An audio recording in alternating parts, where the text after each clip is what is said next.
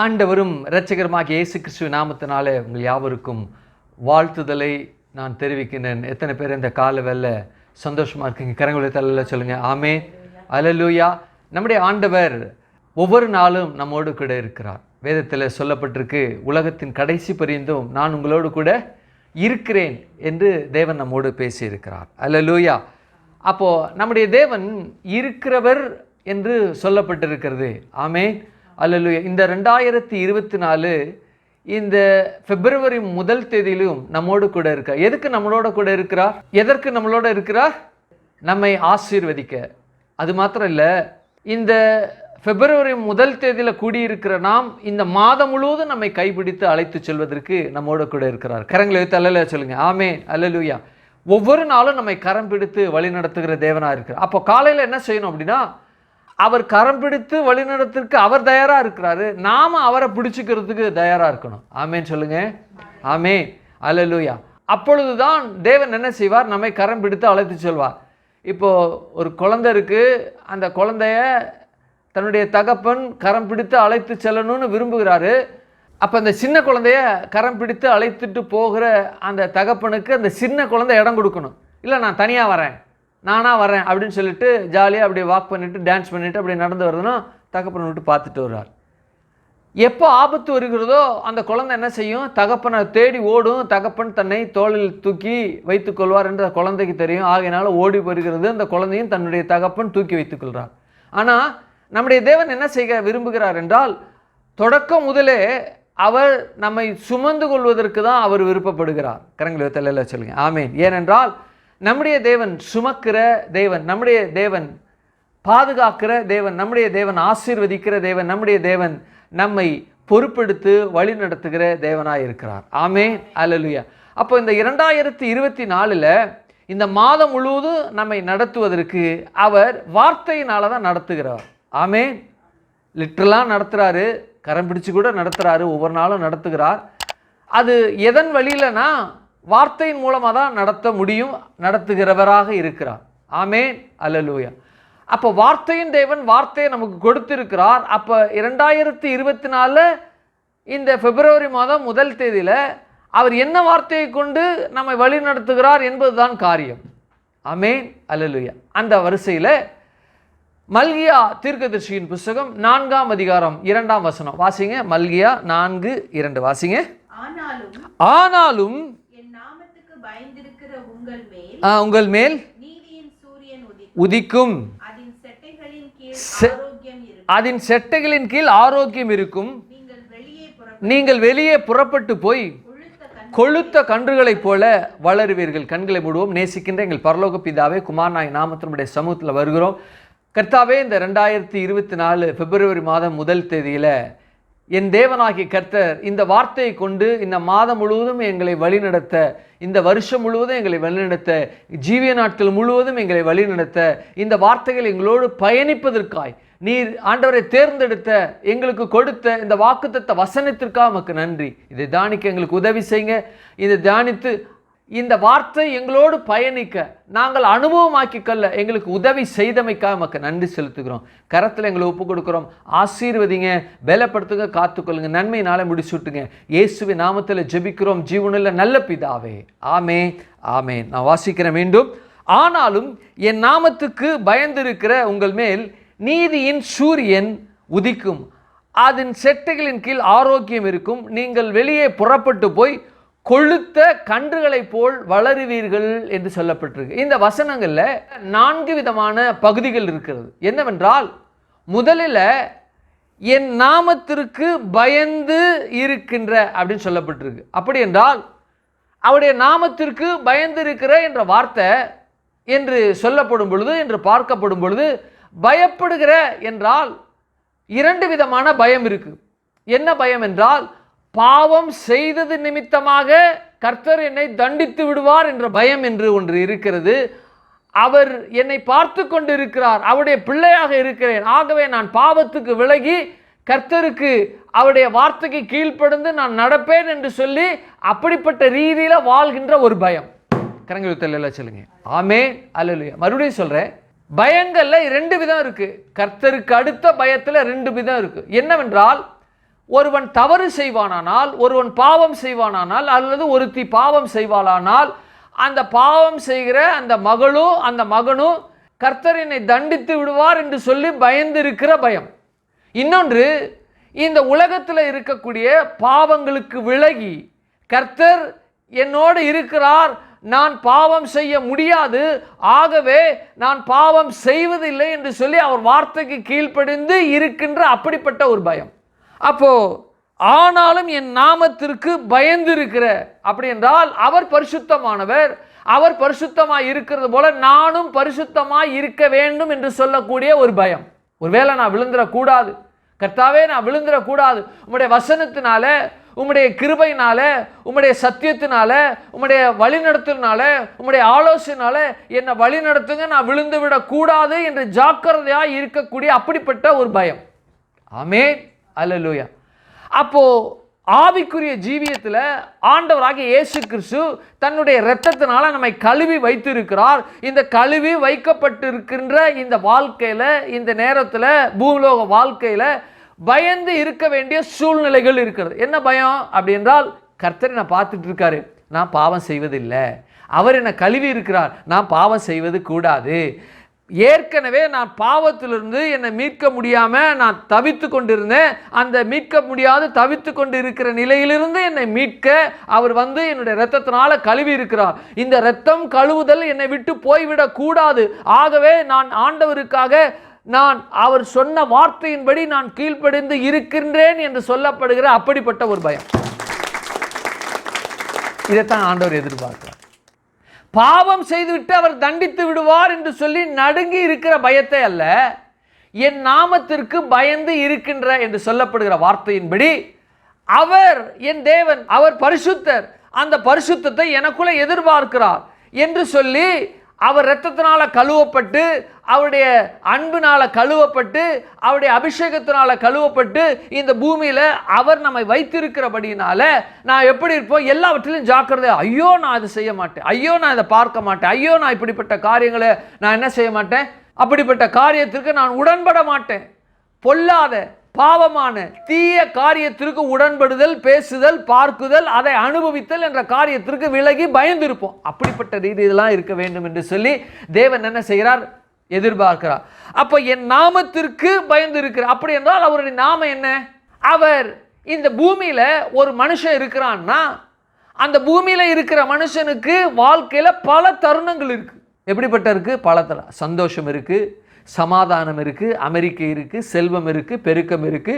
அந்த செல்வம் பெருக்க, அந்த செல்வத்திற்கும் பெருக்கத்திற்கும் சமாதானத்திற்கும் தேவனுக்கு பெயர் இருக்கு இல்லையா?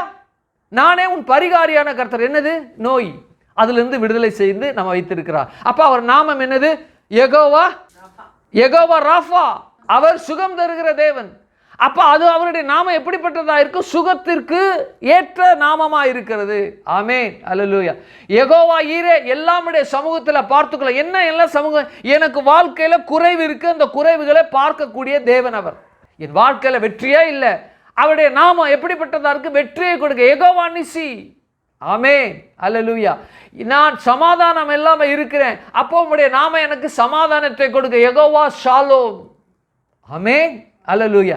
அப்ப அவருடைய நாமம் நம்முடைய வாழ்க்கையில ஒவ்வொரு தருணங்களும் நம்மோடு பயணித்து கொண்டிருக்கிறது. சமாதானம் இல்லாமல் இருக்குமா? சமாதானத்தின் காரணரே யெகோவா ஷலோம், எனக்கு அந்த சமாதானத்தை கொடுங்க என்று கேட்கும் பொழுது அந்த சமாதானத்தை கொடுக்கிற தேவன், அவருடைய நாமம் அதில் இருக்கு. ஆமென். அப்போ அவருடைய நாமம் நம்முடைய வாழ்க்கையில ஒவ்வொரு வீதத்திலும், ஒவ்வொரு நேரத்திலும், ஒவ்வொரு காலத்திலும், ஒவ்வொரு நிகழ்விலும், ஒவ்வொரு அனுபவத்திலும் நம்மோடு பயணித்து கொண்டிருக்கிறது என்பதை மறந்துடாதீங்க. அப்படி என்றால் யெகோவா ஈரே என்று சொல்லப்படும் பொழுது எல்லாமுடைய சமூகத்தில் பார்த்துக்கணும். எல்லாம் உம்முடைய சமூகம். குறைவு இல்லைனா குறைவு, செல்வம் இல்லைனா செல்வம், சமாதானம் இல்லைனா சமாதானம், வெற்றி இல்லைனா வெற்றி, நிசி வெற்றி. அப்போ எல்லாம் பார்த்து கொள்ளப்படும். யெகோவா ஈரே ஒரே வார்த்தையில் முடிஞ்சிடும். ஏனென்றால் அவர் எல்சடாய் என்று சொல்லப்படும். எல்சடாய் சர்வ வல்லமை உள்ள தேவன். அவருடைய நாமம் எனக்கு எப்படி இருக்கு? எல்லாவற்றுக்கும் எல்லாமா இருக்கு. ஆகவே நான் ஒருபோதும் பிசாசுக்கு, ஒருபோதும் பாவத்திற்கு நான் விழுந்து விடாதபடிக்கு என்னை பாதுகாக்கிற தேவனாய் இருக்கின்றார் என்று சொல்லி அவருடைய நாமத்துக்கு பயந்து இருப்போம். அவருடைய நாமத்துக்கு பயந்திருப்போம். அப்போ அவருடைய நாமத்துக்கு பயந்து இருக்கிற நாம் கீழே ஒரு சில விஷயங்களை சொல்லப்பட்டிருக்கு. சரி, அவனுடைய நாமத்துக்கு பயந்துருக்கிறனால என்ன விளைவு, பயந்துருக்கிறனால என்ன சொல்றாங்க இல்லையா? இப்போ உலகத்தில் இப்போ ஜனங்கள் இருக்கிறாங்க. அந்த ஜனங்கள் என்ன செய்கிறாங்க அப்படின்னா பாவம் செய்கிறாங்க. ஒருத்தன் பாவம் செய்யாமல் இருக்கிறான். ஆமாம், இவர் ரொம்ப பெரிய அப்படியே நீதிமான், ஒரு பெரிய பயங்கரமான பரிசுத்தவன், எல்லாரும் செய்கிறான். செய்யாததுனால உனக்கு என்ன, உனக்கு தான் குறைவு. செய்கிறான், அவன் நல்லா இருந்துட்டு போகிறான் அப்படிங்கிறான். ஆனால் செய்கிறவனுக்கு கடைசியில் என்ன இருக்குது?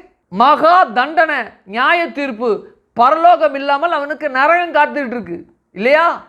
அப்போ செய்கிற நாம் தேவனுக்கு பயந்து இருக்கும் பொழுது உலகத்தில் எதுவுமே கிடைக்காம போயிட்டு போகுது, எதுவுமே நாம் அனுபவிக்காமல் இருந்தாலும் இருந்துட்டு போகுது என்று சொல்லி அவன் இருக்கிறவன் தேவனுடைய அனுகிரகத்தை அவன் ஒவ்வொரு நாளும் பார்க்கும் பொழுது அவன் வைராக்கியமாக இருக்கும் பொழுது அந்த வைராக்கியத்தை பார்த்து இந்த பூலோகத்தில் அவனை தேவன் எந்த அநியாயமாய் சம்பாதிக்கிற அந்த சம்பாத்தியத்தை காட்டிலும் தேவன் நீதிமானாய் இருக்கிற ஒரு மனுஷன் தேவனுக்கு பயந்து அவருடைய கற்பனையின்படி கட்டளையின்படி இருக்கிற அந்த மகன் எப்படி இருப்பான் என்றால், துன்மார்க்கமாய் வருகின்ற பணத்தை காட்டிலும் கர்த்தருக்கு பயந்து நீதிமானாய் வாழ்கின்ற வாழ்க்கையினுடைய காரியம் அதிகமாக இருக்கும். ஆமே, அல்ல. ஏன்னா தேவன் அப்படிதான் டிசைன் பண்ணியிருக்காரு. கர்த்தருடைய ஆசீர்வாதமே ஐஸ்வர்யத்தை தரும் இல்லையா? அப்போ கர்த்தருடைய ஆசீர்வாதம் ஐஸ்வர்யத்தை தரும்னா அவர் ஒரு பிள்ளையை ஆசீர்வதிக்கிறார்னால் தனக்கு பிரியமாய் நடந்து கொள்ளுகிற பிள்ளைகளை தேவன் ஆசீர்வதிக்கிறார். யாராவது துன்மார்க்கனை தேவன் வந்து ஆசீர்வதிக்கிறாரா? இல்லை. துன்மார்க்கத்தின் மேல் தேவன் பிரியமாய் இருக்கிறாரா? இல்லை. துன்மார்க்கனை பற்றி நீதிமொழிகளில் பார்க்கிறோம். துன்மார்க்கன் நீதிமான், துன்மார்க்கன் நீதிமான், பாவிகள் பாவிகள் அப்படின்னு தான் சொல்லப்பட்டிருக்கு. அப்போ துன்மார்க்கமாய் வாழ்கின்ற அந்த ஜனங்களுக்குள்ள, அந்த காரியத்திற்குள்ள அவர்கள் மரிக்கும் போது துன்மார்க்கனுடைய மரணத்தை தேவன் அருவருக்கிறார் இருக்கு. எப்படி செய்கிறாரு? அருவருக்கிறார். அப்போ நீதிமான் என்று சொல்லப்படுகிற அந்த வார்த்தையில கர்த்தர் என்ன செய்கிறார்னா தன் பிள்ளையை உயர்த்த விரும்புகிறார். உண்மைதானா? துன்மார்க்கமாக வாழ்கிற உலக வாழ்க்கையில் வாழ்ந்து கொண்டு இருக்கிற, துன்மார்க்கமாய் வாழ்ந்து கொண்டு இருக்கிற ஒரு மனுஷனுடைய தாய் தகப்பன் இருக்கிறாங்க அப்படின்னா அந்த தாய் தகப்பன் துன்மார்க்கமாய் அவர்கள் இருப்பார்கள்னா அந்த துன்மார்க்கமாய் நடந்து கொண்டு இருக்கிற பிள்ளைகள் துன்மார்க்கமாய் செய்கிறத சந்தோஷமாக ஏற்றுக்கொள்வாங்க. ஏன்னா தாய் தகப்பனும் துன்மார்க்கமாக இருக்கிறாங்க, தன் மகன் துன்மார்க்கமாக இருக்கிற நிமித்தமாக அதனால் கிடைக்கக்கூடிய வருமானங்களில் கிடைக்கக்கூடிய பணத்தை வச்சுக்கிட்டு சந்தோஷமாக இருப்பாங்க. வெரி குட், நல்லா செய் தம்பி. லஞ்சம் வாங்குறியா? வாங்கு. கொள்ளை அடிக்கிறியா? கொள்ளை அடிச்சுக்கோ. என்ன செய்வாங்க? ரொம்ப சந்தோஷமா. ஆனால் தேவனுக்கு பயந்து பொல்லாப்புக்கு விலகி தங்களை பரிசுத்தமாய் காத்து கொண்டு இருக்கிற தாய் தகப்பன் இருப்பார்களானால் தன்னுடைய பிள்ளைகள் துன்மார்க்கமாய் வாழ்கிறது என்றால் துன்மார்க்கமாய் வாழ்கிற அந்த பிள்ளைகள் ஈட்டுகிற அந்த சம்பாத்தியத்தை அந்த நீதிமானாய் வாழ்ந்து கொண்டிருக்கிற தாய் தகப்பனுக்கு அருவருப்பாக இருக்கும். எப்படி இருக்கும்? அருவருப்பா. இன்னொருத்தனை ஏமாற்றி, விதவையை ஏமாற்றி, ஏழையை ஏமாற்றி அப்படிங்கிறது கொண்டு வந்தால் அந்த பெற்றோருக்கு தெரிஞ்சுன்னா இந்த பணம் முதல்ல இங்கே இருக்கக்கூடாது, முதல்ல எடுத்துகிட்டு போகும், வேண்டாம், கர்த்தருக்கு இது பிரியம் இல்லை, கர்த்தருக்கு இது பிரியம் இல்லை, எடுத்துகிட்டு போ, இங்கே இருக்கக்கூடாது, இதை கொண்டு போய் கொடுத்து யாருக்கு இந்த பணம் மூலமாக பெறப்பட்டியோ இல்லை அதை லஞ்சம் வாங்கினியோ அதை கொண்டு போய் கொடுத்துரு, இது வேண்டாம், கர்த்தருக்கு இதுக்கு பிரியம் இல்லை என்று சொல்லி நீதிமானாக இருக்கிற பெற்றோர் என்ன செய்வாங்க? அந்த பிள்ளைகள் கொண்டு வருகிற அந்த காரியத்திற்கு எதிர்த்து நிற்பாங்க. அப்போ அந்த பிள்ளைகள் தன்னுடைய பெற்றோர் சொல்லுகிறபடி கேட்கும் பொழுது அந்த பெற்றோர் கேட்கிற பெற்றோருடைய வார்த்தைக்கு செவி கொடுக்கிற அந்த பிள்ளைகளுடைய வாழ்க்கை மாறும். அப்போ அந்த பிள்ளைகளும் தேவனை தெரிந்து கொள்வாங்க. தேவனை தெரிந்து கொள்ளும் போது தேவன் அவர்களை ஆசீர்வதிப்பாருங்க. தேவன் அவர்களை ஆசீர்வதிப்பார். இந்த ஆசீர்வாதம், கர்த்தருடைய ஆசீர்வாதம் ஐஸ்வர்யத்தை தரும். இதுதான் ஐஸ்வர்யம்னு சொல்லப்பட்டிருக்கு. இதுதான் உண்மையான ஐஸ்வர்யம். வேதத்தின்படி பார்க்கும் பொழுது ஒரு மனுஷன் இந்த பூமியில தேவனை அறிந்து கொண்டு தேவனுக்காக வாழ்கின்ற பிள்ளைகள், அந்த வாழ்கின்ற பிள்ளைகளை கர்த்தர் ஆசீர்வதிக்கிறார். அந்த ஆசீர்வாதம் மூலமாக கிடைக்கின்ற பொருள் எப்படிப்பட்டதா இருக்குன்னா சந்தோஷமா இருக்கும். அதுதான் உண்மையான ஆசீர்வாதம், உண்மையான ஐஸ்வர்யம் என்று வேதம் சொல்லுகிறது. கர்த்தருடைய ஆசீர்வாதமே ஐஸ்வர்யத்தை தரும் என்று சொல்லப்படுகிற அந்த வார்த்தையில அதை சேர்ந்து இன்னொரு வார்த்தை இருக்கு, அதனோடு அவர் வேதனையை கூட்டார்னு இருக்கு. அப்ப துன்மார்க்கமாய் சம்பாதிக்கின்ற ஈட்டுகின்ற துன்மார்க்கமான குடும்பத்தில் ஐஸ்வர்யம் வரும் இல்லைன்னு நான் சொல்லலை. ஆனால் அந்த ஐஸ்வர்யம் எப்படி வந்ததோ அது எப்படி வந்த போக்கிலேயே 2 மடங்கு வேகத்தில் போகும். 100 மடங்கு வேகத்தில் வந்துச்சு அப்படின்னா 200 மடங்கு வேகத்தில் அந்த ஐஸ்வர்யமானது அழிந்து போகும். எப்படி என்றால் உடல் நல குறைவினால. பெருத்தியாரை ஏமாத்தி வாங்கினது, பெருத்தியாரை அபகரித்து வாங்கினது, ஏழைகளை அடித்து வாங்கிறது அல்லது லஞ்சம் வாங்கிறது, அப்படி வாங்கும் பொழுது இன்னொருத்தருடைய வாழ்க்கையினுடைய நாளிகையை நாம கொள்ளையிடுகிறோம். அதை பற்றி பேசணும்னா இன்னொரு தலைப்பில் பேசணும், உள்ளே போக விரும்பல. ஒரு மனுஷன் இன்னொரு மனுஷனை ஏமாத்துறான் என்றால் ஏமாற்றப்பட்ட மனிதன் அந்த பணத்தை சம்பாதிப்பதற்காக தன் வாழ்நாளில் நிமிஷங்களை மணி நேரங்களை அந்த சம்பாத்தியத்திற்காக ஈட்டப்படுகிற அந்த நேரம், அந்த நாளிகை இவனுடைய வாழ்நாள். அப்போ அந்த வாழ்நாளில் தான் வைத்திருக்கக்கூடிய அந்த செல்வத்தை அல்லது அந்த பணத்தை இவன் பெறும் பொழுது, லஞ்சம் பெறுகிறவன் பெறும் பொழுது, யாரு லஞ்சம் கொடுக்கின்றானோ அந்த கொடுக்கின்றவனுடைய வாழ்க்கையை நாளை இவன் என்ன செய்யறான்? அபகரிக்கிறான். அப்போ அபகரிக்கும் பொழுது கர்த்தருடைய ஆசீர்வாதமே ஐஸ்வர்யத்தை தரும், அதோடு வேதனையை கூட்டார் என்று சொல்லப்படுகிற அந்த வார்த்தை லஞ்சம் வாங்குகிற, துன்மார்க்கமாய் பணத்தை ஈட்டுகிற அந்த மக்களுக்குள்ள, அந்த மனுஷனுக்குள்ள பிசாசுடைய ஆசீர்வாதம் ஐஸ்வர்யத்தை தரும். அந்த பிசாசு வேதனையை அந்த ஐஸ்வர்யத்தோடு உள்ள அடக்கி வச்சிருப்பானா. தேவன் கொடுத்தா ஐஸ்வர்யம் நிரந்தரமா இருக்கும், பிள்ளைகளா சந்ததியா வரும். துன்மார்க்கமாய் சம்பாதித்த அந்த சம்பாத்தியமானது அவனுக்கு அந்த சம்பாத்தியத்துக்குள்ளேயே கண்ணி இருக்கும், அந்த பணத்துக்குள்ளேயே கண்ணி இருக்கும்.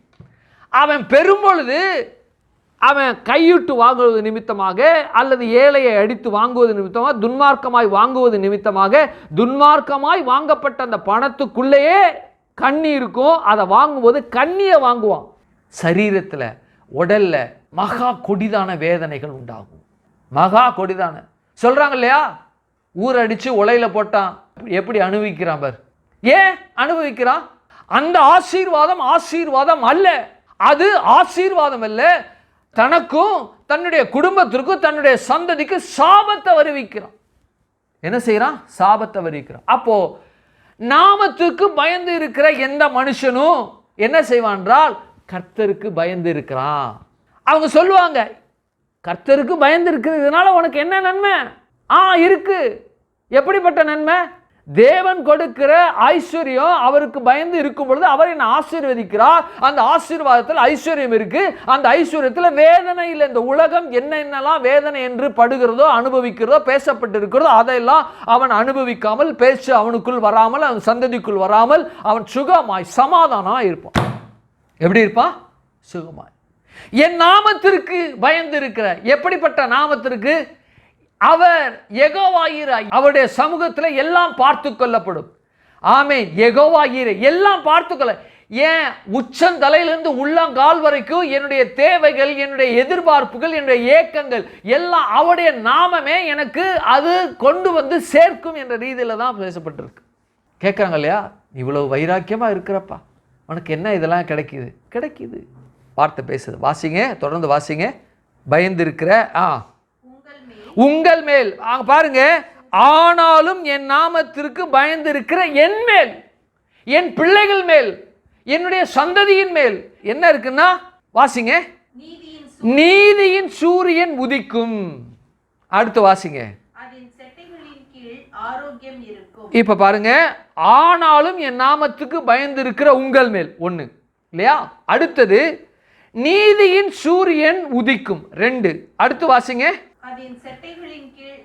அதன் செட்டைகளின் கீழ் என்ன இருக்கும்? ஆரோக்கியம் இருக்கும்.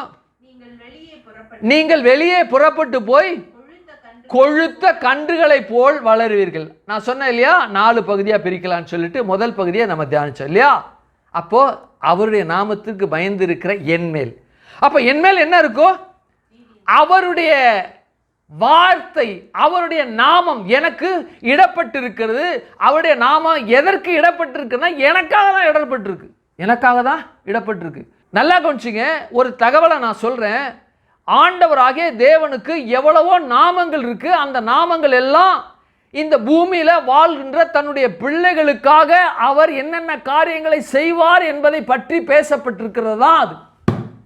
உலகத்தில் தேவனாய் கர்த்தர் பரலோகத்தில் மனுஷனையே உண்டாக்கலை அப்படின்னா நாமங்கள் இருந்திருக்கார். நான் மறுபடியும் சொல்கிறேன், தேவனாய கர்த்தர் உலகத்தை உண்டாக்காமல் பரலோகத்தில் ஆயிரம் கோடான கோடி தூதர்கள் மத்தியில் அவர்கள் அந்த துதியை நம்முடைய தேவன் அந்த துதிக்குள்ளே அவர் உலாவி அந்த பரலோகத்தில் இருப்பார் என்றால் அவருக்கு யெகோவான்றாலே அந்த பேரு நமக்காக தான், அவரை பெயரிட்டு அழைப்பதற்காக அந்த பேர் இல்லையா? அவருடைய பேர் என்ன? யெகோவா, கர்த்தர் மாத்திரம்தான். சேனைகளின் கர்த்தர், பரிசுத்தர், அவ்வளோதான் அவங்களுக்கு தெரியும் இல்லையா?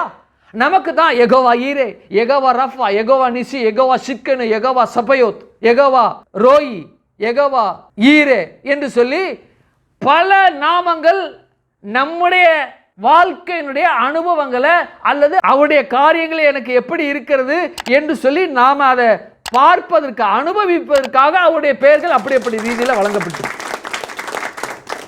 அப்போ அவருடைய நாமத்திற்கு என்ன நாமம்? யெகோவா நிசி. அப்படின்னா அவருக்கு நிசின்னு தேவையில்லை. ஏன் நிசி? பிசாசை வென்றவர் கல்வாரி சிலுவையில், ஆகையினால நிசி. பாவத்தை வென்றவர், அதனால நிசி. அவர் பாவம் இல்லாத இருக்கிறபடினால அவருக்கு வியாதி கிடையாது. பாவ மனிதன் இந்த பாவத்தை சுமந்து கொண்டு இருக்கிறதுனால தான் நமக்கு என்ன உண்டாகிறது? சுகம் வேண்டும் நமக்கு. அப்போ சுகம் நமக்கு வேண்டுவதாக இருக்கிறபடினால தான் அவர் யெகோவா ராஃபாவாக இருக்கிறார். எனக்கு யெகோவா ராஃபா இருக்கு. அப்போ நம்முடைய தேவன் அவருடைய பெயர் என்றால் நாம் எந்த நேரத்தில் எப்படிப்பட்ட சூழ்நிலையில் எந்த நிலையில் நாம் இருக்கிறோமோ அந்த பெயர்களை அழைத்து அவரை பேசும் பொழுது அந்த பெயருக்குரிய காரியம் எம்மேல வந்திருக்கு. எம்மேல வந்திருக்கிற அந்த பெயரானது, அந்த நிலையானது என்னை எப்படி மாற்றுகிறது என்றால் இங்கே சொல்லப்பட்டிருக்கு, நீதியின் சூரியன் உன்மேல் உதிக்கும். முதல்ல ஒரு காரியத்தை பார்த்துட்டோம், என் நாமத்துக்கு பயந்து இருக்கிற உங்கள் மேல், முடிஞ்சிச்சு, அதை பார்த்துட்டோம். அப்போ இரண்டாவது, மூன்றாவது, நான்காவதுல பார்த்தோம்னா நீதியின் சூரியன் சொல்லப்பட்டிருக்கு, செட்டைகளின் கீழ் ஆரோக்கியம்னு சொல்லப்பட்டிருக்கிறது, கொழுத்த கன்றுகள் என்று சொல்லப்பட்டிருக்கு. என்ன கவனிங்க, அப்போ என் நாமத்திற்கு பயந்து இருக்கிற உங்கள் மேல் நீதி இருக்கும், ஆரோக்கியம் இருக்கும், கொழுமையாய் இருப்பீர்கள் என்று சொல்லியிருக்கலாம் இல்லையா?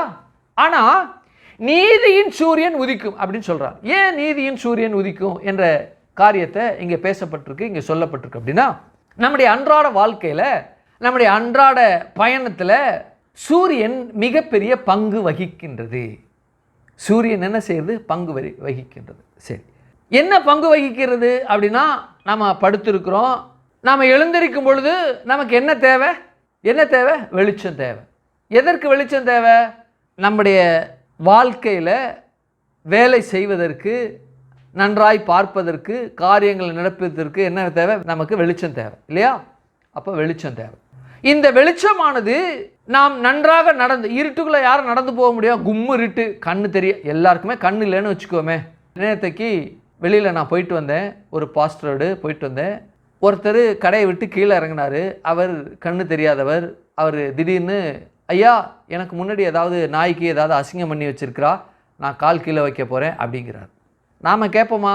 கேட்க மாட்டோம். ஏன் கேட்க மாட்டோம்? நமக்கு கண்ணு தெரியும், அதனால் கேட்பதில்லை, நல்லா தெரியும். அவர் கேட்டார், நான் பார்த்தேன், ஐயா ஒன்றும் இல்லை, நீங்கள் இறங்கி தாராளமாக வரலாம் அப்படின்னு சொல்லி சொன்னேன். அவர் இறங்கி என்ன செய்தார்? போனார். இதே உலகத்தில் இருக்கிற எல்லா மனிதனும் காலையில் எந்திரிச்சோன்னா கும்மு இருட்டு இருக்குது அப்படின்னா வேலையை நடப்பிக்க முடியுமா? முடியாது. இண்டஸ்ட்ரியல் தொழில் புரட்சி வந்திருக்குமா? வந்திருக்காது. அப்போ கண் ரொம்ப அவசியம். அந்த கண் அவசியமாக இருக்கிறபடினால தன்னுடைய வேலையை நடப்பிப்பதற்கு, எதற்கு? தேவனுக்கு அடுத்த காரியத்தில் தேவன் என்னை ஆசீர்வதிப்பார், அவரை நம்பி இருக்கிறேன், அந்த நம்பிக்கை எனக்கு என்ன செய்கிறது? இந்த வெளிச்சம் எனக்கு இருக்கிறபடினால இந்த வெளிச்சத்தை கொண்டு நான் என்னென்னலாம் என் காரியத்திற்கு, என்னுடைய வேலைக்கு, என்னுடைய குடும்பத்திற்கு, என்னுடைய பிள்ளைகளுக்கு நான் செய்ய வேண்டுமோ அது செய்வதற்கு இந்த வெளிச்சம் எனக்கு போதுமானதாக இருக்குது. இந்த வெளிச்சத்தை கொண்டு, இந்த சூரியன் வெளிச்சத்தை கொண்டு நான் என்ன செய்வேன்? வாழ்க்கையை நடத்துவேன். என்ன செய்வேன்? நடத்துவேன் என்று சொல்லி அந்த வெளிச்சத்தை பாராட்டுகிறார். சரி, நீதியின் சூரியன் என்று சொல்றார். சூரியன் உதிக்கும், அதாவது வெளிச்சம் உதிக்கும் அப்படின்னு இருக்கலாம், நீதியின் சூரியன் அப்படின்னு சொல்றார். அப்படின்னா இந்த சூரியனுக்கு ஒரு அடைமொழி சொல்றாரு, நீதியின் சூரியன் என்று சொல்லி. ஏன் இந்த நீதியின் சூரியன் உதிக்கும் என்று சொல்லி மல்கியா சொல்லுகிறார் என்றால் இஸ்ரவேல் ஜனங்களுக்கு அவர்கள் எப்படிப்பட்ட சூழ்நிலை வாழ்ந்து கொண்டிருந்தார்கள் என்றால் ஒவ்வொரு நாளும் சூரியன் உதித்தது உண்மைதான். ஆனால் அவங்க அடிமைத்தனத்துக்குள்ளே போய் தேவனை விட்டு பிரிந்து போய் அல்லது தேவனை வணங்காமல் இருந்து சாபத்திற்குள்ளாக பாவத்திற்குள்ளாக கடந்து சென்று தங்களை தாங்கவே கெடுத்து கொண்டாங்க. அப்போ இந்த மல்கியாவுக்கு அப்புறம் 400 வருஷம் தேவனிடத்திலிருந்து என்ன வரல? ப்ராஃபட் எழும்பல, தேவனிடத்திலிருந்து சத்தம் வரல, தேவனிடத்திலிருந்து வார்த்தை வரல. 400 வருஷம் மல்கியாவுக்கு அப்புறம் 400 வருடம் தேவனிடத்திலிருந்து சத்தம் வரல, ப்ராஃபட் இல்லை, தீர்க்கதரிசி கிடையாது, எந்த விதமான விஷயம் கிடையாது, எந்த விதமான காரியமும் கிடையாது, தேவனிடத்திலிருந்து கிடையாது. இதை என்ன சொல்றாங்க அப்படின்னா இருண்ட காலம் அப்படிங்கிறாங்க. என்ன சொல்றாங்க? இருண்ட காலம். அப்போ மல்கியா அந்த ஜனத்தை பார்த்து சொல்றாரு, கர்த்தருடைய நீதியின் சூரியன் என் மேல உதிக்கும். அப்படி என்றால் கர்த்தராகிய தேவன் எனக்கு ஏதோ ஒரு மிகப்பெரிய காரியத்தை வைத்திருக்கிறார். ஏன் வைத்திருக்க வேண்டும்? எதற்காக வைத்திருக்க வேண்டும்? நான் அவருடைய நாமத்துக்கு பயந்து இருக்கிறேன்பா, அவர் நாமத்துக்கு நான் பயந்து இருக்கிறேன். ஆகையினால நீதியின் சூரியன் உதிக்கும். அப்படி என்றால் நீதியின் சூரியன் என்றால் அவர் நாமத்திற்கு பயந்து இருக்கிற எனக்கு நீதி செய்ய நேர்மையான அந்த காரியத்தை, அதாவது அவருடைய நாமத்திற்கு பயந்து இருக்கிற நான் அந்த பயத்துக்கு ஏற்றபடி தேவன் தன்னுடைய கிரியையை நீதி செய்ய சூரியனை போல் எழுந்து என் மேல் உதிப்பார். ஆமென், அல்லேலூயா. உலகம் கேட்குது இல்லையா? கர்த்தர் கர்த்தருங்கிற, இயேசு இயேசுங்கிற, நான் லஞ்சம் வாங்க மாட்டேங்கிற, பெருத்தையாரை ஏமாற்ற மாட்டேங்கிற, கொள்ளடிக்க மாட்டேங்கிற, எல்லாம் தான் கொள்ளடிக்கிறான், எல்லாம் தான் லஞ்சம் வாங்குறான் என்று சொல்றாங்க இல்லையா? அவங்களுக்கு கர்த்தர் சொல்றாரு, அவங்களுக்காக தேவன் எழுந்து பேசுகிறாரு, நீதியின் சூரியன் உதிக்கும். அல்லேலூயா. அப்போ சூரியன் உதிக்கும் என்றால் எப்படிப்பட்ட சூரியன் என்றால் என் பிள்ளை லஞ்சம் வாங்காம இருக்கிறது, ஒரு வைராக்கியமா இருக்கு, பிரத்தியாரை ஏமாத்தாம இருக்கு, வஞ்சகமான காரியத்தை செய்யாம இருக்கு, வஞ்சகமான காரியத்தை செய்யாம ஏமாற்றாம பரிதானம் வாங்காம கொள்ளை அடிக்காம ஏழையை ஒடுக்காம ஏழைக்கு உதவி நல்ல காரியத்தை செய்கிறபடினால நான் அவனுக்காக நீதி செய்ய வேண்டும் என்று சொல்கிறான். அந்த செய்யப்படுகிற காரியம் எப்படிப்பட்ட காரியம் என்றால் சூரியனை போல் நம்ம மேல உதிக்கும். என் மேல நீதியின் சூரியன் உதிக்கிறது என்றால் அது நீதியின் சூரியனுக்கு பின்பாக இருக்கிறது யார்? என் தேவன். ஏன்? என் நாமத்திற்கு பயந்து இருக்கிறான் என் பிள்ளை, இவ்வளவு வைராக்கியமா இருக்கிறான். நான் அவனுக்கு நன்மை செய்யாது அவனுடைய வாழ்நாள் கடந்து போகுமானால் அல்லது ஒவ்வொரு நாளும் ஏங்கி ஏங்கி இருப்பான் என்றால் அவன் வைராக்கியமாய் இருக்கின்ற காரணத்திற்கு அந்த காரியத்திற்கு நான் நீதி செய்ய வேண்டும். அவனுக்கான காரியத்தை நான் செலுத்தணும், அவனுக்கான காரியத்தை நான் கொடுக்கணும், அவனுக்கான காரியத்தை நான் பெற்று கொடுக்கவே செய்வேன். ஆண்டவர் சொல்றாரு, பரிசுத்தத்திற்காக தேவனுக்காக அவருடைய நாமத்திற்காக வைராக்கியமாக இருக்கிற எந்த ஜனமா இருந்தாலும் தன்னுடைய இரத்தத்தினால கழுவப்பட்ட, தன்னுடைய வார்த்தையினால கழுவப்பட்ட, தன்னுடைய ஆவியினால கழுவப்பட்ட அந்த பிள்ளைகள் தேவனுக்கென்று வைராக்கியமாய் இருக்கும் பொழுது நீதி செய்கிறவர். என்னுடைய பிள்ளை இப்படிப்பட்ட காரியத்தில் வைராக்கியமா, நானும் வைராக்கியமாய் இருப்பேன். அவர் நீதி செய்கிறவருங்க. நம்முடைய தேவன் அநீதியின் தேவன் அல்ல, நீதியின் தேவன். அவர் தன்னுடைய சூரியனை உதிக்க செய்வார் என்று சொல்லப்பட்டிருக்கு. என் மேல உதிக்குமா நீதியின் சூரியன்? ஏன்? எங்க அப்பாவுக்கு நான் பயந்திருக்கிறேன், அவருடைய நாமம் எனக்கு கொடுக்கப்பட்டிருக்கு, அந்த நாமம் ஒவ்வொரு நாளும் என்னை பார்த்து கொண்டு இருக்கு, என்னை பலப்படுத்திக்கிட்டு இருக்கு, எனக்கு சகாயம் செய்து கொண்டு, எனக்கு உதவி செய்து, எனக்கு ஆலோசனை கொடுக்குது, எனக்கு வெற்றியை கொடுக்குது. நான் ஒருபோதும் என்ன செய்ய மாட்டேன்? பொல்லாங்கு நான் செய்ய மாட்டேன். நீதியின் சூரியன். ஆமென், அல்லேலூயா.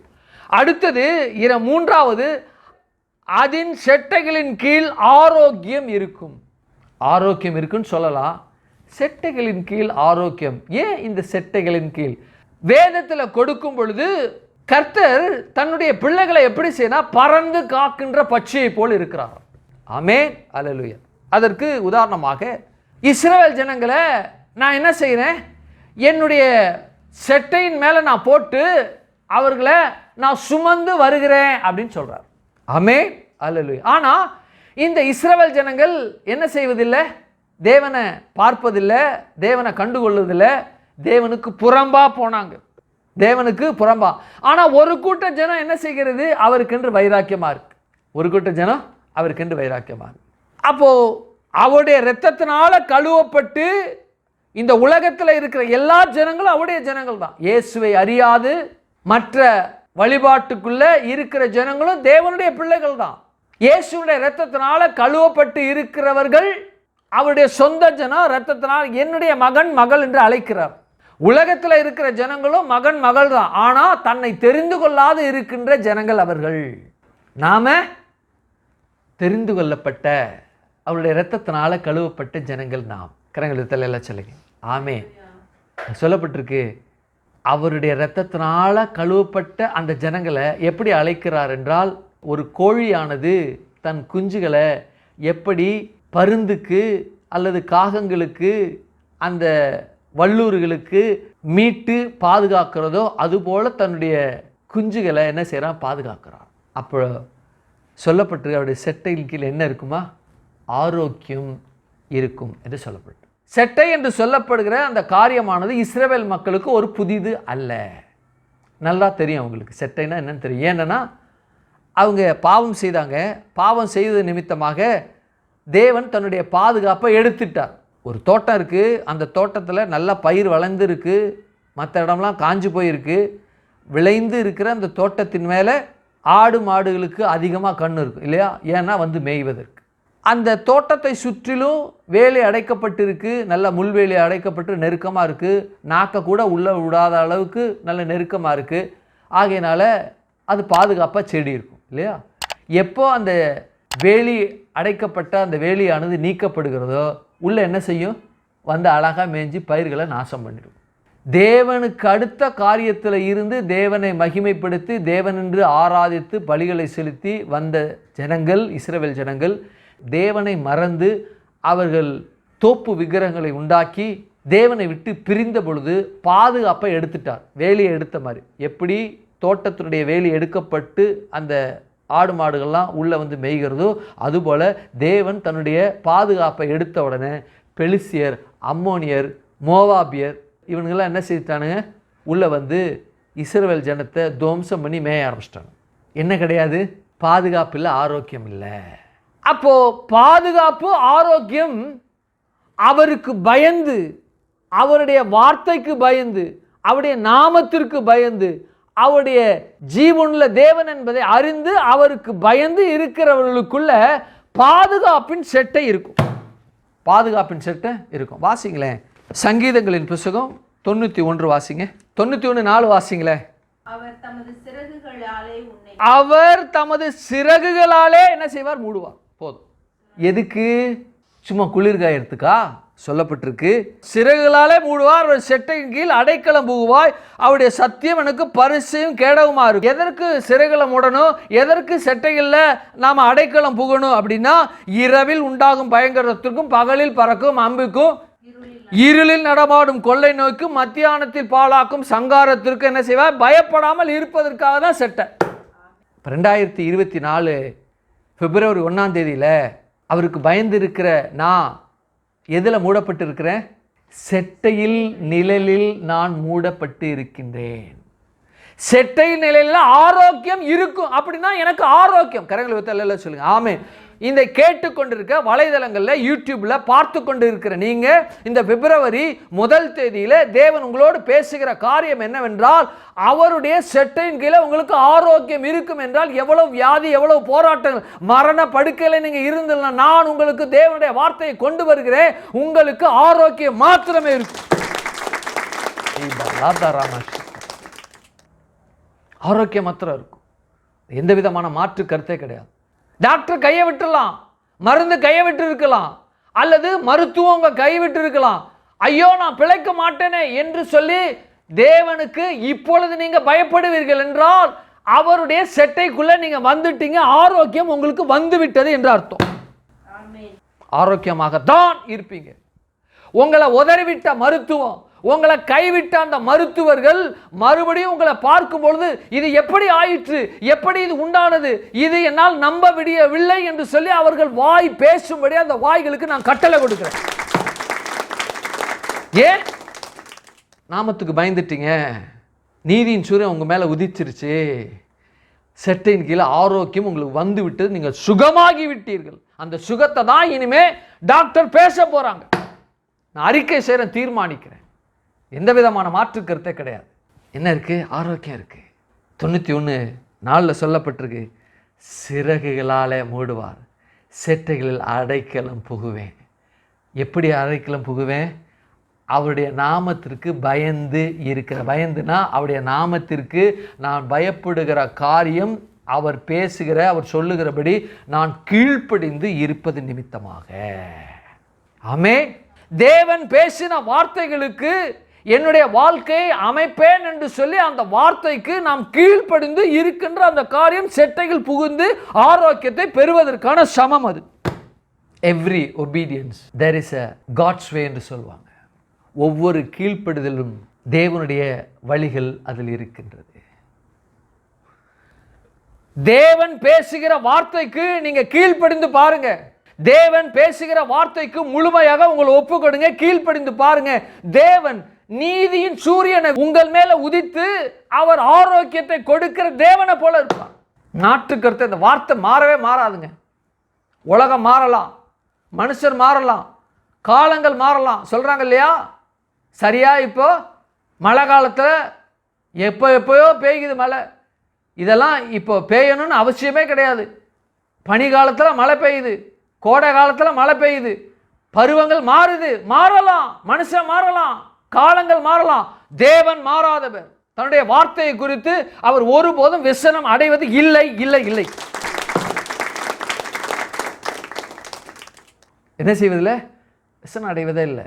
அவர் பேசிட்டார்னா, என் பிள்ளை எனக்காக வைராக்கியமாக இருக்குது, என் பிள்ளை எனக்காக வைராக்கியமாக இருக்கிற அந்த தருணம் இருக்கிறதே, நானும் என் பிள்ளைக்காக நான் வைராக்கியமாக இருப்பேன், நானும் என் பிள்ளைக்கு வைராக்கியமாக இருப்பேன் என்று சொல்லி, எவ்வளவு நோயாக இருந்தாலும், மரண படுக்கையில் ஒருவேளை மூச்சு உங்களுக்கு இழுத்து கொண்டு இருக்கலாம், கடைசி பிரெத் என்று சொல்லலாம், அது உங்களுக்கு வருமானால் இந்த காணொளி மூலமாய் இந்த வார்த்தைகள் உங்களுக்கு வரும்பொழுது இந்த வார்த்தையானது தேவனுடைய செட்டையின் புகத்தக்கதாக பரிபூர்ண ஆரோக்கியம் உங்களுக்கு உண்டாகி நீங்கள் சுகமாக மாறிவிட்டீர்கள் என்று சொல்லி பேசுறேன். ஆமென். அல்லேலூயா. தன் பிள்ளை ஒருபோதும் அவர் கைவிட்டதே கிடையாதுங்க. தன் பிள்ளை ஒருபோதும் அவர் மறந்ததே கிடையாது. ஏன் என்றால் நெருங்கி நெருங்கி பார்த்தார், ஆனா இவனுங்க ஓடி ஓடி போனானுங்க. சொந்த ஜனம் என்று சொல்லப்படுகிற அந்த ஜனங்களை, இஸ்ரவேல் ஜனங்களை, இதெல்லாம் சரிப்பட்டு வராது என்று சொல்லி தன்னுடைய குமாரனை அடிக்க கொடுத்து, நான் தூரம் இருக்கிறதுனால தான் வரணும்னு நினைக்கிறேன், அவங்கள பாவமே அவங்கள தள்ளி கொண்டு போய்கிட்டு இருக்கு, என்னால் வர முடியல, அவங்களுக்குள்ள நான் போக முடியல, ஆகவே நான் ஒரு உபயத்தை நான் செய்கிறேன், பறவையினுடைய விலங்குடைய ரத்தம் அவங்களுடைய பாவங்களை நீக்க முடியாத சூழ்நிலை இருக்கு, நான் என்னுடைய ரத்தத்தை நான் அவங்களுக்கு கொடுத்து, நான் இப்ப வெளியில இல்லை, நான் இருக்கிறேன்ல, உங்களுக்குள் வாழ்கிறேன்ற ரீதியில் அவர் வந்துட்டார். பழைய ஏற்பாட்டு காலத்தில் அருகில் இருந்தார், அவங்களுக்கு பக்கத்தில் இருந்தார். என் வலது பக்கத்தில் என் இடது பக்கத்தில் தாவீது சொல்கிறான், தேவரீர் என்னோடு கூட இருக்கிறீர். அதுதான், தேவரீர் என்னோடு கூட இருக்கிறீர், முது கோலும் உடைய தடியும் என்னை தேற்றும். அப்போ தாவீது அவ்வளோ நெருங்கி இருந்தான், கூட தான் இருந்தார்.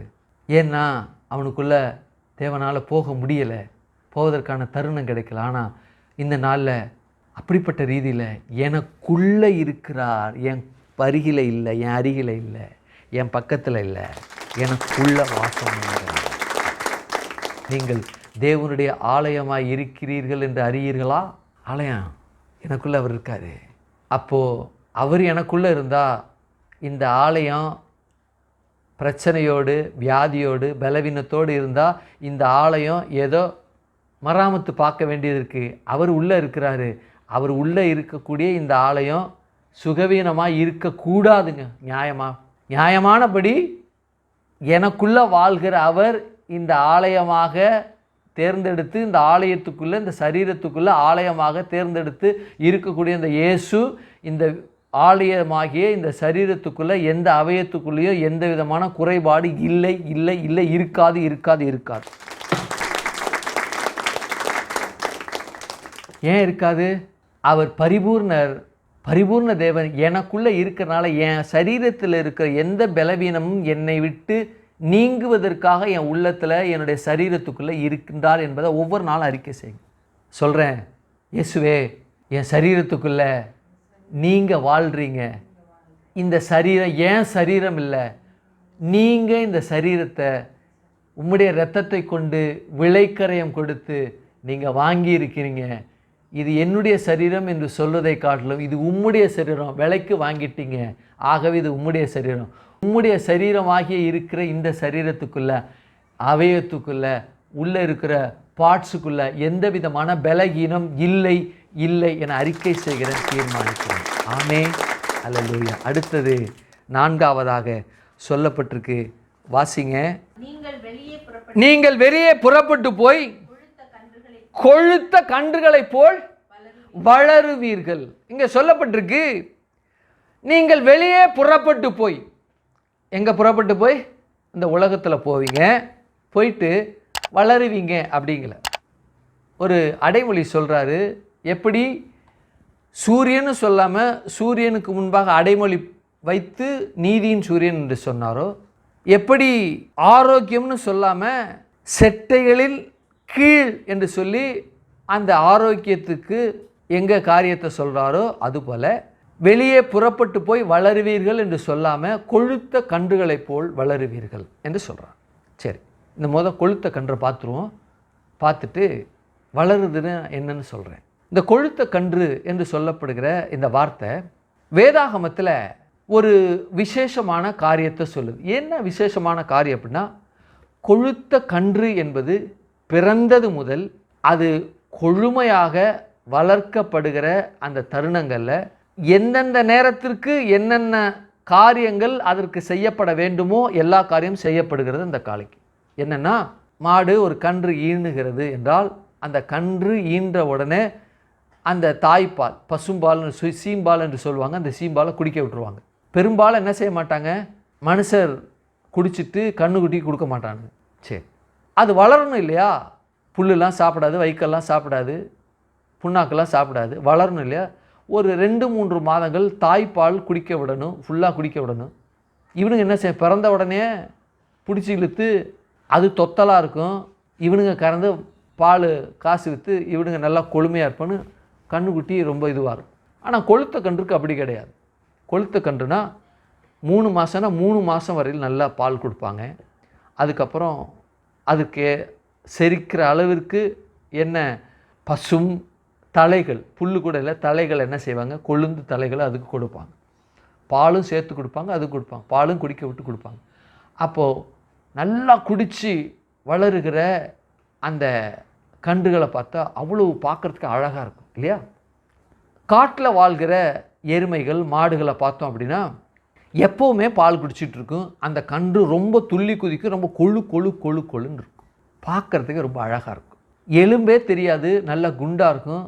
அது பார்க்கும்போதே அவ்வளோ கிரேஸ்ஃபுல்லாக இருக்கும் அந்த கன்றுகள். நான் பார்த்துருக்கேன், கொடைக்கானல் போயிருக்கும் பொழுது காட்டு மாடுகள், காட்டு எருமைகள்லாம் அந்த காட்டோரங்களில் ரொம்ப தூரத்தில் பார்க்கும் பொழுது அந்த சின்ன கன்றுகள்லாம் இப்படி பார்க்கும்போது ஒரு கம்பீரம் இருக்கும். ஒரு கிட்ட போய் அதை கட்டி பிடிச்சி அப்படியே கொஞ்சலாமான்னு இருக்கும். பெரிய மாடு விடுமா? விடாது, அதுவும் காட்டு மாடு இல்லையா? ஆனால் அப்படி தோணும், ஏன்னா அவ்வளவு அழகாக இருக்கும். காரணம் என்ன? காட்டு மாடு அல்லது காட்டு எருமையை போய் அவனை பால் கறந்து அந்த கன்றுக்கு கொடுக்காம பீச்சி அவன் விற்கிறானா? இல்லை. இந்த கொழுத்த என்று சொல்லப்படும் பொழுது ஏற்ற நேரத்தில், ஏற்ற காலத்தில், ஏற்ற வேளையில் அதற்கு கிடைக்க வேண்டியது அபரிவிதமாய் கிடைக்கிறது. அதான் கொழுத்த கன்று. நான் ஸ்கூலில் நான் படிக்கிறேன், காலேஜில் நான் படிக்கிறேன், படிக்கிற நேரத்தில் எனக்கு ஞானம் இல்லாமல் படித்து முடித்த பிறகு எனக்கு ஞானம் வந்தது என்றால், படித்து முடித்த பிறகு ஞானம் வருவது எதற்கு இல்லையா? படிக்கும் பொழுது ஞானம் வரும் பொழுது அந்த படிப்பை இன்னும் சிறம்பட படித்து அதிக மார்க் வாங்கி உயர்வான இடத்துக்கு போகிறது, அது அவனுக்கு கொழுமை. அது அவனுக்கு என்னது? கொழுமை. ஏற்ற காலத்தில் அவனுக்கு கிடைக்கின்றது, ஏற்ற காலத்தில் அவனுக்கு வருகிறது. ஆகவே ஏற்ற காலத்தில் வருகிற, ஏற்ற காலத்தில் பெறுகிற அந்த காரியமானது அவனுக்கு என்னது? கொழுமை. அது அவனுக்கு என்னது? கொழுமை. கரங்குழத்தல். அப்போ ஏற்ற காலத்தில் கிடைக்காமல், ஏற்ற காலத்தில் இல்லாமல் அந்த கன்றானது இருக்கும் பொழுது அந்த கன்று எப்படி இருக்கும்? ரொம்ப சோர்ந்து போய் கொழுமையாக இல்லாமல் வத்தலும் தொத்தலுமாக இருக்கும். ஏற்ற காலத்தில் கிடைக்காத கன்றுகளுக்கு இங்கே சொல்லப்பட்ட இந்த காரியம், கொழுத்த கன்று சரியான நேரத்தில் சரியானவைகள் அபரிவிதமாய் கிடைக்கிறது, அபரிவிதமாக கிடைக்குது. அப்போது ஒரு மனிதனுக்குள்ள தேவன் எப்படி இருக்கிறார் என்றால், தன்னுடைய நாமத்திற்கு பயந்து இருக்கிற அந்த காரியத்துக்குள்ள தேவன் ஏற்ற காலத்தில் ஏற்றதை கொடுக்க அவர் அந்த பிள்ளைக்கு கிருபையாய் அவர் கொடுத்திருக்கிறார். கிருபையாய் இந்த பிள்ளைக்கு காரியத்தை வைத்திருக்கிறார். அவர்கள் எப்படி இருப்பாங்க? கொழுமையாக மாத்திர இருப்பாங்க. கரங்களுக்கு சொல்லுங்க ஆமென் அல்லேலூயா. கொழுமையாக இருக்கிற கன்று என்ன செய்யுமா? அப்படியே வளரும். வளருமா? கொழுன்று ஏற்ற காலத்தில் ஏற்றவைகளை பெற்று சரியான நேரத்தில் இருக்கிற அந்த கன்றுகள் அதிகமாக வளரும். ஏற்ற காலத்தில் கிடைக்காத அந்த கன்று குட்டிகள் வளராது. ரேஷியோ பார்த்தோம்னா இது நல்லா புஷ்டியும் கொழுமையாக நல்லா குண்டாக கொழுன்னு இருக்கும். இதுவும் வளரும், ஆனால் கொஞ்சம் குட்டையாக இருக்கும், நீளமும் கொஞ்சம் கம்மியாக இருக்கும், அந்த அளவுக்கு இருக்காது. 2 எத்து விட்டால் அப்படியே சாஞ்சிரும். இது ஏறிக்கிட்டு முட்டும் கொழுத்த கன்று. அப்போ வளர்ச்சியில் நமக்கு எப்படி இருக்குன்னா, நம்மை அசைக்க முடியாத அளவிற்கு தேவன் இந்த 2024 பிப்ரவரி 1 கர்த்தர் நம்மை வைத்திருக்கார். ஆமென் அல்லது நம்ம யாரும் அசைக்க முடியாது. ஏன்? கொழுத்த கன்றை யாரும் அசைக்க முடியாது. கொழுத்த கன்று இல்லாமல் ஏற்ற நேரத்தில் ஏற்ற காரியங்கள் கிடைக்காத கன்று, அது வத்தலும் தொத்தலமாக இருக்குது. அதை என்ன செய்ய முடியும்? சாதாரண ஆளை தள்ளிட முடியும். ஆனால் கொழுத்த கன்றை பலவான் நினைத்தாலும் என்ன செய்ய முடியாது? தள்ள முடியாது. ஏன்னா அந்த பலவானை பார்த்து அது எதிர்த்து வரும்பொழுது பலவான் ஓடிடுவான். என்ன செய்வான்? பலவான் ஓடிடுவான். அப்போ 2024 பிப்ரவரி மாதத்தில் தேவன் இந்த வார்த்தையின் மூலமாய் பேசுகிறார். அவருடைய நாமத்திற்கு பயந்த நான் எப்படி இருப்பேன்? அவர் எனக்கு நீதி செய்கிற தேவன், அவர் நீதியை சரிகட்டுகிற தேவன். இதற்கு முன்பு நான் பெறாது இருக்கக்கூடிய காரியத்தை பெறும்படி நான் உழைத்துட்டேன். தேவனுக்கு அடுத்த காரியத்தில் இருந்தேன், நான் நேர்மையாக இருந்தேன். எவ்வளவோ காரியங்கள் நான் அனுபவிக்க முடியாமல் இருக்கின்றேன் என்று சொல்லப்படுகிற அந்த காரியம் தாமதமானால் அது நீதி செய்து அதை கொடுக்கிறவராகவும், அவருடைய செட்டையின் கீழே ஆரோக்கியம் எனக்கு இருக்கின்றது. ஏனென்றால் அவருடைய செட்டையின் கீழே நான் அடைக்கலம் புகுந்துட்டேன். அவர் பயப்படுகிற பயத்தின் நிமித்தமாக செட்டையிலுக்குள்ளே புகுந்துட்டேன். கொழுத்த கன்றுகளை போல மாத்திரம் இந்த பூமியில் நான் வாழ்வேன். அப்படிப்பட்ட ரீதியில் இந்த 2024 பிப்ரவரி 1 கர்த்தர் என்னை வைத்திருக்கிறார். இந்த வார்த்தை ஒவ்வொரு நாளும் என்னை பயணித்து அதன்படி என்னை வழி நடத்தும். கண்களை மூடும் அந்த காலவல்ல. ஹல்லேலூயா. நேசிக்கின்ற எங்கள் பரலோக பிதாவே, குமாரனாகிய நாமத்தினுடைய சமூகத்தில் வருகிற அந்த ஆண்டவரே, இந்த நேரத்தில் மல்கிய 4:2 ஆனாலும் என் நாமத்திற்கு பயந்து இருக்கிற எங்கள் மேல் நீதியின் சூரியன் உதித்ததற்காக ஆண்டவரே, உம்முடைய செட்டைக்குள் புகுந்த எங்களுக்கு ஆரோக்கியம் இருந்ததற்காக, அனுபவித்ததற்காக, நாங்கள் வெளியே புறப்பட்டு போய் கொழுத்த கன்றுகளை போல் வளரத்தக்க தேவன் கிரியை செய்து விட்டமைக்காக உமக்கு நன்றி செலுத்தும். வலைதளங்கள், யூடியூபில் உலகெங்கும் பார்த்து கொண்டு இருக்கிற ஜனங்கள், கர்த்தாவே எங்களை ஆண்டவரே, ஹல்லேலூயா, நீதியின் தேவன் இவர்களுக்குள்ளாக இருக்கிறார். இவர்களுடைய ஆயுசு நாட்கள் முழுவதும் ஆரோக்கியமும் கொழுத்த கன்றுகளை போல் வளருகிறார்கள் என்று சொல்லி உலகத்தில் உள்ள ஜனங்கள் சொல்ல பேச கர்த்தர் எங்கள் காதுகள் கேட்டதற்காக உமக்கு நன்றி செலுத்துகிறோம். வலைதளங்களை, யூடியூப்ல பார்த்து கொண்டு இருக்கிற ஜனங்கள் இப்படிப்பட்ட அனுபவத்தை பெற ஆண்டவரை வாஞ்சா இருக்கிற ஜனங்களுக்குள்ளாக கர்த்தர் நீங்க கிரியை செய்து உம்முடைய நாமத்திற்கு பயந்து ஆண்டவரே ஆரோக்கியமும் ஆண்டவரை நீதியின் சூரிய உதிக்கத்தக்கதாகவும் கொழுத்த கன்றுகளை போல இருக்கத்தக்கதான் தேவன் அவர்களுக்கு கிரியை செய்து விட்டமைக்காக நன்றி. புதிதாக வந்தவர்கள் எங்கள் சபையில இருக்கிறவர்களும் ஆண்டவரே நீதியின் சூரியன் உதிக்கவும், ஆண்டவரே செட்டின் கீழ் ஆரோக்கியம் வரவும், ஹல்லேலூயா, கொழுத்த கன்றுகளை போல அவர்களும் இருக்கத்தக்கதாக தேவன் கிரியை செய்து விட்டமைக்காய் நன்றி. கரத்தில் ஒப்பு கொடுக்கிறோம். ஆசீர்வதிங்க, பலப்படுத்துங்க, காத்துக்கொள்ளுங்க ஆண்டவரே. வலைதளங்களை, யூடியூப் மூலமா பார்த்து கொண்டு இருக்கிற ஜனங்கள் கர்த்தாவே, ஆண்டவரே ஹாஸ்பிட்டல்ல இருக்கிற, மருத்துவமனைகளில் இருக்கக்கூடிய ஜனங்கள் அவர்களுடைய நாமத்திற்கு பயந்து அவர்களுடைய சரீரத்தில் செட்டின் கீழே நிழல் உண்டாகத்தக்கதாக ஆரோக்கியம் வந்து மருத்துவர் கையை விட்டு இருக்கக்கூடிய தருணத்துல அவர்களை கர்த்தர் நீங்க ஆசீர்வதித்து பெருக பண்ணினதுக்காக, சுகத்தை கொடுத்து பரிகாரியான கர்த்தர் என்பதை நீர் ஆண்டவர் அவர்களுடைய வாழ்க்கையில அனுபவித்திருக்காமக்கு நன்றி செலுத்துகிறார். கரத்தில் ஒப்பு கொடுக்கிறோம். ஆசீர்வதிங்க, பலப்படுத்துங்க, காத்துக்கொள்ளுங்க, நன்மை நாளை முடிச்சு விட்டுங்க. இயேசுவே நாமத்தில் ஜெபிக்கிறோம் ஜீவனுள்ள நல்ல பிதாவே. ஆமென், ஆமென். ஒரு பாடலை பாடும் பொழுது ஆண்டவருக்கு நாம் காணிக்கை செலுத்துவோம். ஆமென்.